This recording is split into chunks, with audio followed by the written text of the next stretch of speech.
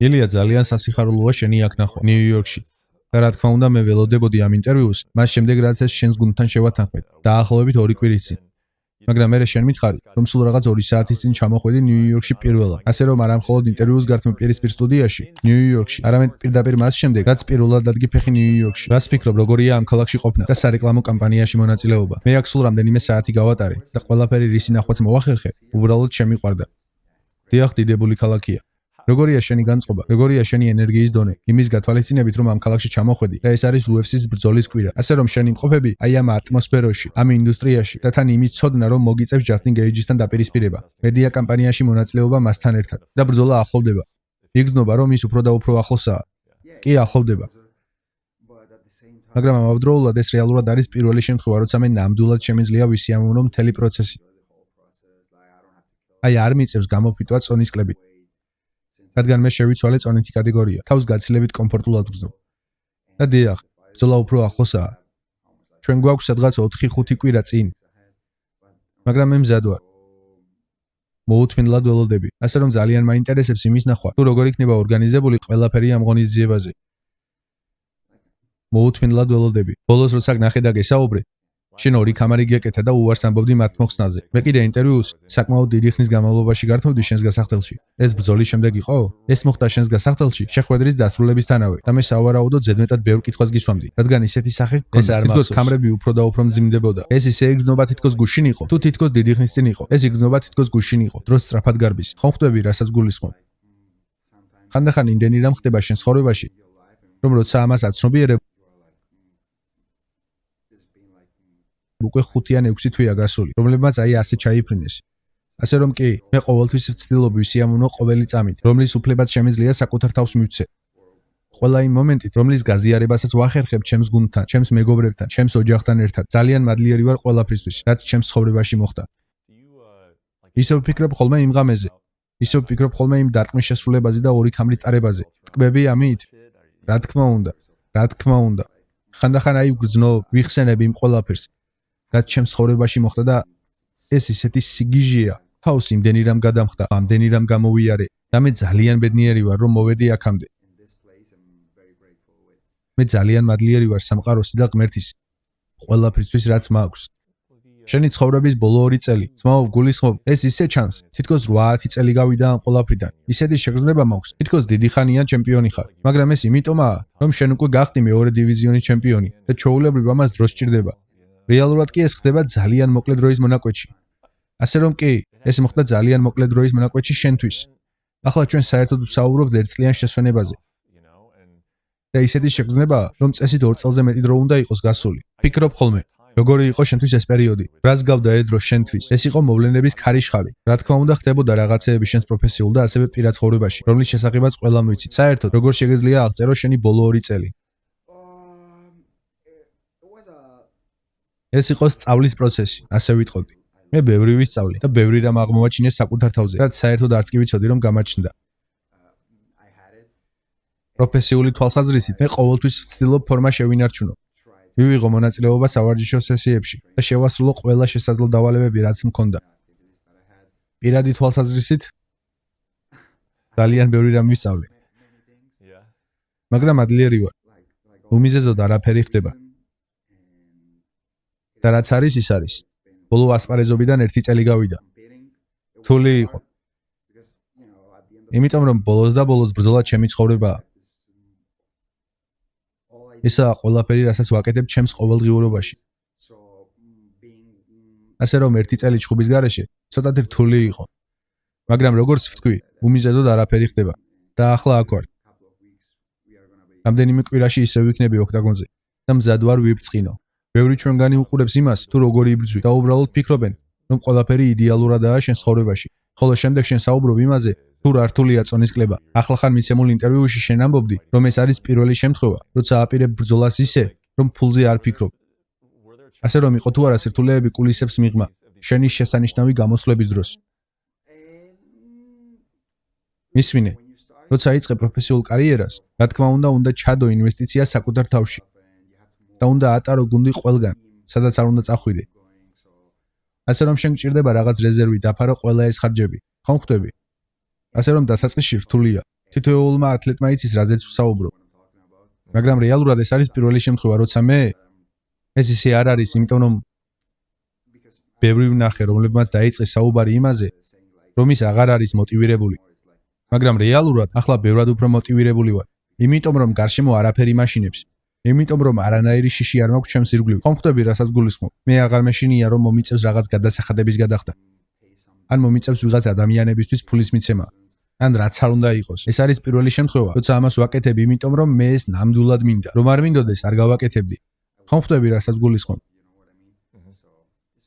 ასე რომ ეს პირველი შემთხვევაა, როცა ამას ვაკეთებ. როცა ამას ნამდვილად ვაკეთებ, იმიტომ რომ მინდა ამის გაკეთება. როცა ამბობ, რომ პირადში ბევრი რამე სწავლე. როგორ ახდენს ეს გავლენა შენზე? როგორც მებრძოლზე. მე მგონი ეს ორი ცალკეული რამაა, მაგრამ აშკარად მებრძოლების პირად ცხოვრებას ხანდახან აქვს გავლენა მათ გამოსვლებზე. ასე რომ როცა უკან იხედები, ამ წელზე და იმაზე რაც ისწავლე, რამდენად სხვანაირი ხარ. მე ვცდილობ, რომ არ ავურიო პირადი და პროფესიული. თუნდაც ხანდახან ძნელი იყოს ამის გაკეთება. მაგრამ როგორ? რა სახის გავლენა იქონია ჩემმა პირადმა გამოცდილებამ, ჩემს პროფესიულ ცხოვრებაზე? ეს მართლა კარგი კითხვაა. არ ვიცი. ვიფიქრებ ამაზე. რა სახის გავლენა აქვს თუნდაც პროფესიულად? ვცდილობ არაფერი მივიტანო გულთან ახლოს. როცა შევდივარ ჩემს სამყაროში და ვიწყებ ვარჯიშს, ვცდილობ გავერიდო ყველაფერს, რაც ირგვლივ ხდება. და უბრალოდ გამოვიყენო ის ნიჭი, რომელიც ღმერთმა მომცა. პროფესიული კუთხით ისე ჟღერდა, თითქოს იცოდი, რომ დაბრუნდებოდი. ძირითადად აი სადღაც იანვარში, ხომ ესეა? ეს ხდებოდა დაახლოებით იმ პერიოდში. კი. ასე რომ შენ იწყებ წელს და გძნობ, რომ კარგი, ვიცი, რომ აქტიური ვიქნები ამ წელს. მე დავბრუნდები. და მე აშკარად, პირველი ბრძოლა არის პედი და ჯასტინი. ჩაგვახედე შენს გონებაში, როცა ამ ბრძოლას უყურებდი და რას ფიქრობდი ბრძოლის მსვლელობისას. როცა მე მქონდა ჩემი პირადი პრობლემები, ვესაუბრე UFC-ს წარმომადგენლებს. უთხარი, მისმინეთ, ესეთი სიტუაცია მაქვს. სავარაუდოდ ვერ შევძლებ ბრძოლას წლის პირველ ან მეორე კვარტალში. და მათ მითხრეს, მისმინე, აი რას ვაპირებთ ჩვენ. ჩვენ ვაპირებთ დავაყენოთ პედი ჯასტინის წინააღმდეგ დროებითი ქამრისთვის. ვინც არ უნდა მოიგოს, ის იქნება შენი მომდევნო მოწინააღმდეგე. უპასუხე კარგით ხო. და როცა ბრძოლა გამოაცხადეს, მე მართლა ვფიქრობდი, რომ პედი მოიგებდა იმ ბრძოლას. მაგრამ ჩემდა გასაკვირად მან წააგო. და მან წააგო ყველაზე ცუდი ფორმით, საშინელი ფორმით. არასდროს მიფიქრია, რომ ასეთი ცუდი იყო. შენი აზრით რა მოხდა? პედის გულისხმობ? საბოლოოდ მან აჩვენა ის დონე და ის უნარები, რაც ოქტაგონის შიგნით გააჩნია, რაც არის თითქმის ნულის ტოლი. ის პირადად ჩემთვის მე მგონდა, რომ ის იმაზე უკეთესი იყო, ვიდრე ის რეალურად არის. ხო ხვდები, რასაც გულისხმობ? იმ საღამოს რეალურად დაბალი დონის უნარები აჩვენა. ეს არ იყო მისი ღამე. და ჯასტინის ღამეც არ იყო. მე ისიც არ მომეწონა ჯასტინმა როგორც იჩხუბა. თუნდაც მან მოიგო ეს ბრძოლა. მე არ მომეწონა. აი საერთოდ არ მომეწონა ეს ბრძოლა. შენი აზრით, ჯასტინი ბრძოლიდან ბრძოლამდე იცვლება. თუ ფიქრობ, რომ ერთი და იგივე ტიპია, მიუხედავად იმისა, თუ ვის ებრძვის. ის იბრძვის ყველა ოპონენტთან განსხვავებული სტილით. განსხვავებული სტილით? კი, მე ასე ვფიქრობ. შეაქვს რაღაც ცვლილებები და იბრძვის ყველასთან განსხვავებული გზით. ზოგიერთ მათგანთან ის უფრო მიდის low kick-ით, იყენებს განსხვავებული სახის მოძრაობებს, კრივს და განსხვავებული ტიპის მებრძოლებთან ის უბრალოდ განსხვავდება. მისი გამოსვლით თუ არ იყავი ახრთოვანებული, შეიძლება უბრალოდ იმიტომ, რომ ეს იყო ის გზა, რომლითაც ის აპირებდა პედისთან ბრძოლას და ეს მუშაობდა. ასე რომ საქმე ამაშია, თუ რას ფიქრობ, რატომ არ მოგეწონა ეს შეხვედრა? იმიტომ რომ როცა ხედავ ბრძოლას მსოფლიო ჩემპიონობის ტიტულისთვის, გინდა ნახო ტექნიკა, გინდა ნახო უნარები. ყოველ შემთხვევაში მე, როგორც პროფესიონალი, სწორედ ამას ვაფასებ სპორტსმენებში. რომ ისინი რეალურად მუშაობდნენ, კომპრომისებს, რომლებზეც შეჯიბრისთვის მიდიან. უნდა წარმოაჩინო შენი უნარების და ტექნიკის დონე. მე კი მსგავსი ვერაფერი ვნახე.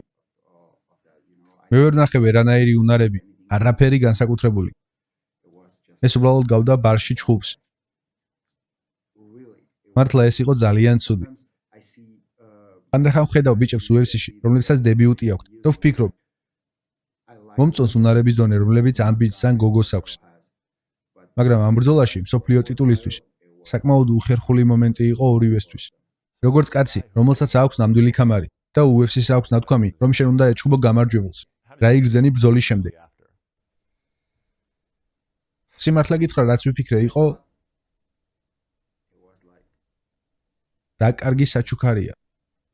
რა კარგი საჩუქარია, მაგრამ ამავდროულად არ ვიცი რა სახის მოლოდინები ექნებათ ფანებს. როგორც კი გამოაცხადებენ, ჩემს ბრძოლა ჯასტინ გეიჯის წინააღმდეგ, რადგან უმეტეს შემთხვევაში მე ვიყავი აუთსაიდერი. მაგრამ ეს პირველი შემთხვევაა.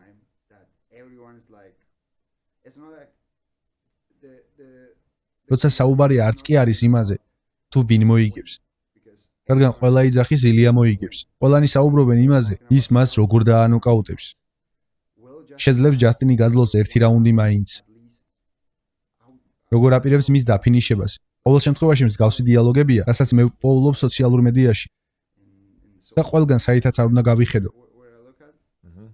დიახ, ზუსტად ამას ვხედავ. და რას ფიქრობ ამასთან დაკავშირებით? სადაც შენგან ელოდებიან, რომ გათიშავ ამ ბიჭს 5 წუთზე ნაკლებ დროში. ვცნობ იმას, რომ მე ვაპირები გავიდე და ჩემი საქმე გავაკეთო. მე არ მაინტერესებს რას ფიქრობს ხალხი. როგორც გითხარი, ადრე მე ვიყავი აუთსაიდერი. ამჯერად მე ვარ ფავორიტი. ჩემთვის სულ ერთია. მე ყოველთვის გავდიოდი და ჩემს საქმეს ვაკეთებდი. და მე ვაპირებ ვეძებო მისი ნიკაბი პირველივე წამიდან.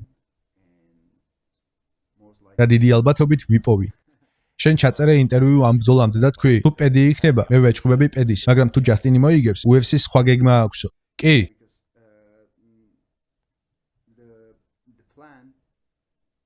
იმიტომ რომ დასაწყისშივე გეგმა იყო, რომ თუ ჯასტინი მოიგებდა, მე უნდა მეჭყობა ისლამთან. აი ეს მითხრეს. მათ მითხრეს, რომ თუ ჯასტინი მოიგებს, დიდი ალბათობით ჩვენ მოგცემთ უფლებას ახვიდე ქვემსუბუქ დივიზიონში და იჭყობო ტიტულისთვის ისლამთანო. მე ზუსტად ასე ვფიქრობდი. ფიქრობდი თუ პედი მოიგებს, შემდეგი პედია. თუ არა, ავდივარ მაღლა. და ვჭყობობ მესამე ქამრისთვის. მაგრამ ვინ იცის? ბოლოს და ბოლოს მე უნდა მეჭყობა ისლამთან. ერთი დღით ადრე, სანამ გამოაცხადებდნენ თეთრი სახლის ბრძოლების განრიგს.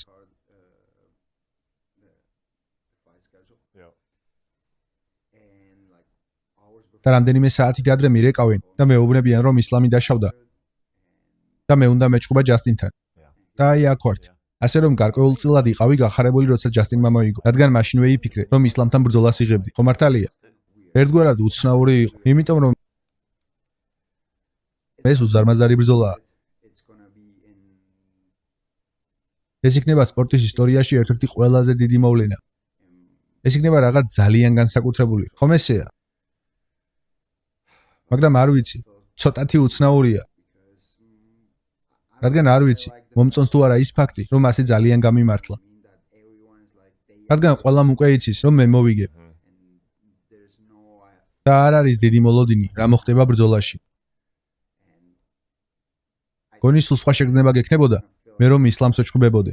გექნებოდა ისეთი შეგრძნება, ვინ მოიგებს ამ ბრძოლას? შეძლებს ისლამი მის პარტერში გადაყვანას. რა მოხდება? მე მიყვარს ის ფაქტი, როცა ფანებს აქვთ მსგავსი სახის მოლოდინები, რადგან ეს ხდის ბრძოლას უფრო დიდს. მაგრამ ის არის რაც არის. ნებისმიერ შემთხვევაში ეს უზარმაზარი ბრძოლაა. იმედი მაქვს ის მოვა კარგად მომზადებული. ეს იქნება უამრავი ხალხის წინაშე. ჩვენსკენ ბევრი თვალი იქნება მომართული. როცა ხარ მსგავს სიტუაციაში და ჩვენ ახლახან უყურეთ ჯასტინის პირველ ვიდეო ბლოგს, რაც ერთგვარად მაგარი იყო. არ გიჩნდება გზნობა. მიდი რა, მაჩვენე რამე ისეთი რაც შემაშინებს. ხომ ხვდები? მანაც კითხვა, მომწონს რომ მეშინია ილია თოფურიასიო. ჩემ ფეხებზე კიდია? მე ვიცნობ საკუთარ თავს. მას შეუძლია აკეთოს ყველაფერი რაც უნდა. მას შეუძლია გამოიყენოს ხელოვნური ინტელექტი თავის ვიდეოებში და დაიწყოს ფრენა, ან რაც არ უნდა იყოს. დღის ბოლოს ჩვენ ორივე ჩავაბარეთ ერთსა და იმავე წონას. ჩვენ ორივე ვიჭხუბებთ ერთსა და იმავე პირობებში. და იმედი მაქვს საუკეთესო გაიმარჯვებს. და მე ვიცი რომ მე ვარ საუკეთესო. შენი ძმა აკეთებდა ამას შენს ვიდეო ბლოგზე. ის ყველაფერს შესანიშნავად ხსნიდა. ხომ იცი? ეს ძალიან გასართობი და ინფორმაციული საყურებელი იყო. და დამჭირ შეგრძნება. შეიძლება შენ ასე გრძნობ თითოეულ ოპონენტზე. ილია, სანამ შენ არ დაუშვებ შეცდომას, შენ იგებ. ერთგვარად ესაა ის მთავარი აზრი, რაც გამომქონდა შენი ძმისგან. უბრალოდ დარწმუნდი, რომ სწორად გათვლილ დროს აპირებ შეტევას. რადგან თუ ეს მოხდება, ყველაფერი კარგადაა. შენც ასე გრძნობ, რომ სანამ მე არ დავუშვებ შეცდომას, ამ ტიპს არ შეუძლია. მხოლოდ მე შემიძლია საკუთარი თავის დამარცხება. მე ზუსტად ასე ვგრძნობ თავს. მსგავსი ტიპის მებრძოლებთან, გულისხმობ ჯასტინთან. შენ უნდა დაიცვა საკუთარი თავი მთელი დროის განმავლობაში, იმიტომ რომ ისინი ისვრიან დარტყმებს ძალიან უცნაური კუთხეებიდან. და შენ უნდა დაიცვა საკუთარი თავი მთელი დროის განმავლობაში და დარტყმები ძალიან სწორად უნდა შეარჩიო, სანამ მათ შეასრულებ. მაგრამ საბოლოოდ უბრალოდ უნდა გავიდე და ჩემი საქმე უნდა გავაკეთო. დავიცვა თავი. გამოვიყენო ჩემი კომბინაციები, ვაკეთო რაც მომწონს. მე ვიცი რაც მოხდება. შენ ხარ ტიპი, რომელმაც ჩარლსთან მოგება წინა ღამით აღნიშნა. ახლაც გაქვს მსგავსი გეგმები. ჩვენ ვაპირებთ აღნიშნავს ბრძოლამდე. ზუსტად იცი ეს სად იქნება? თუ უბრალოდ იცი რომ ეს მოხდება. კი, ჩვენ ყველაფერი ორგანიზებული გვაქვს. ჩემი გუნდის ზრუნავს ყოველივე ამაზე. შენ დაგეგმე საზეიმო წვეულება ბრძოლის წინა ღამით. კი, რადგან უამრავი ხალხი ჩამოვა იმ ღონისძიებისთვის. და კი, ჩვენ ვაპირებთ აღნიშნავს. არა, მისმინე, ეს უნდა აღნიშნო. როცა გადიხარ ინტენსიურ ვარჯიშებს, როცა აკეთებ ამდენ რამეს და როგორც უკვე ვთქვი, ჩვენ ვმუშაობთ ძალიან მძიმედ. ამდენი თვის განმავლობაში. და როცა აკეთებ შენს საქმეს, როცა დებ შენს 100%-ს, ეს უნდა აღნიშნო. როცა ვსაუბრობ, ვფიქრობ შენი ძმის ნათქვამზე, რომ შეცდომა სჭირდება ჯასტინს ამ ბრძოლის მოსაგებად. ეს მიჩენს კითხვას, რამდენად ხშირად უშვებ შეცდომებს. მინდოდა მეკითხა, შენს ბრძოლებში რამდენად ხშირად გრძნობ რომ შეცდომას უშვებ. მისმინე. ყოველ ბრძოლაში უშვებ რაღაც სახის შეცდომებს. მე და ჩემი ძმა ძალიან პერფექციონისტები ვართ. ხომ ხვდები რასაც გულისხმობ? ასე რომ ჩვენ ვცდილობთ დავინახოთ შეცდომები ყოველ ბრძოლაში და ამიტომ ვაგრძელებთ განვითარებას. ყოველ შემთხვევაში მე ასე ვფიქრობ. კი, რა თქმა უნდა, ვუშვებ რაღაც შეცდომებს. მაგრამ ცოტას.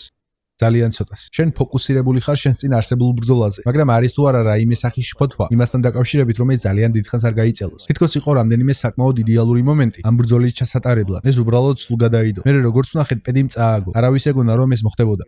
ეს რომ იყოს ჩემი არჩევანი, ვეჭხვებოდი მას ამ ქარდზე, ან წლის ბოლომდე. მე მოუთმენლად ველოდები. მე მებრძოლი ვარ. ეს არის რასაც ვაკეთებ ყოველ დღე მთელი ჩემი ცხოვრების განმავლობაში. ასე რომ რატომ არ უნდა მინდოდეს გამოვცადო ჩემი უნარები მსგავსი მებრძოლის წინააღმდეგ. ის ძალიან ტექნიკური მებრძოლია. პატივს ვცემ მას როგორც მებრძოლს. ის დომინირებდა მთელ დივიზიონში არ ვიცი რამდენი წელი.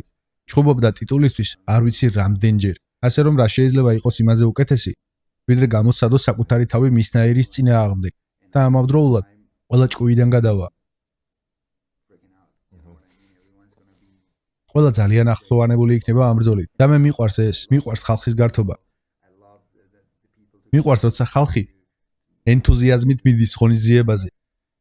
ნახოთ, იმედია ეს მოხდება, იმედია. მას ახლა არ აქვს ბრძოლა გამოცხადებული, მაგრამ ყველაზე მოსალოდნელია, ან მინიმუმ ეს შეიძლება იყოს იან მაჩადო გარი. ხედავ მას როგორც დიდ საფრთხეს შენსა და ისლამს შორის ბრძოლისთვის, რა იქნება თუ იან მაჩადო გარი მოუგებს. აქვს თუ არა იანს შანსები რომ ისლამს მოუგოს? ეს ბრძოლის ბიზნესია, ყველას აქვს შანსი. და განსაკუთრებით იანის მსგავს მებრძოლს. მან შეძლო და დიდი გამოცდილება დააგროვა UFC-ში თავისი ასპარეზობის განმავლობაში. და რატომაც არა, მას საკმაოდ დიდი შანსი აქვს. ისლამს რაც შეეხება, ჩვენ უკვე ვნახეთ ის ნოკაუტში.